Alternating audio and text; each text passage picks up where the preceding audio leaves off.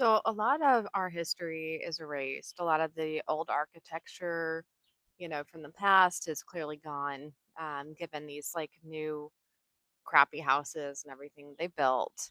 And if we look at older homes and how well they were constructed, I got a lot of questions, but in St. Louis in particular, so much of history has been erased. If you want to see history, you know, in real life, you kind of got to step outside and go into those poor towns that are not so well known. So, in particular, if you drive outside of St. Louis, there is a place called Troy, Missouri, and I had never been out there until my best friend passed away and just like for whatever reason was buried out there. And so it was my first time ever going to Troy, and it literally is like going back in time. People got like little fruit stands and stuff up. They got like stuff they're like selling outside their house, which they would be harassed the hell out of if they ever tried to do that in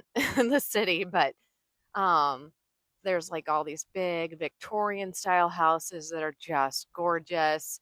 It is a cute little town. However, one thing that stands out to me is there are like multiple Zionist churches there. I didn't see any Jewish people like outside at all.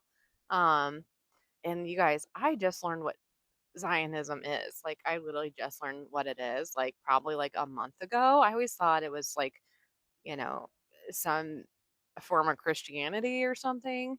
Um, it maybe I'm getting this all wrong. Correct me if I am wrong in my understanding.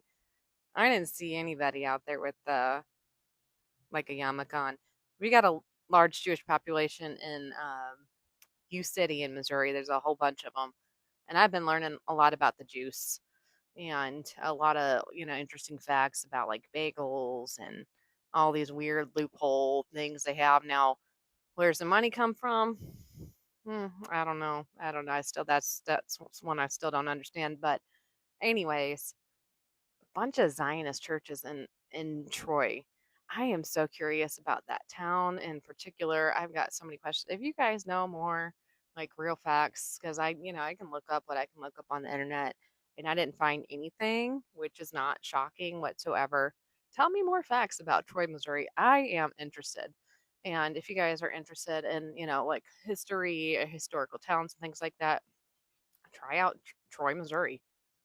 It is something else. And like I said in previous posts, Halton, Illinois. Halton, Illinois is one strange town. And then there's one, Clarksville, Missouri. That I've got some stories about Clarksville. I really do.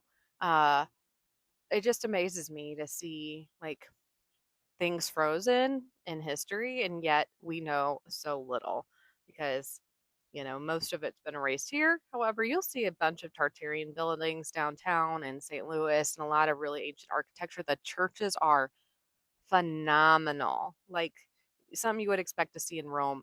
And man, I'm telling you, they got this mausoleum out in the hood or that I stumbled upon that is like the biggest mausoleum I've ever seen. Um, but I got some really crazy stories about, man, there's some, if you want to see some weird stuff, come over to Missouri and Illinois.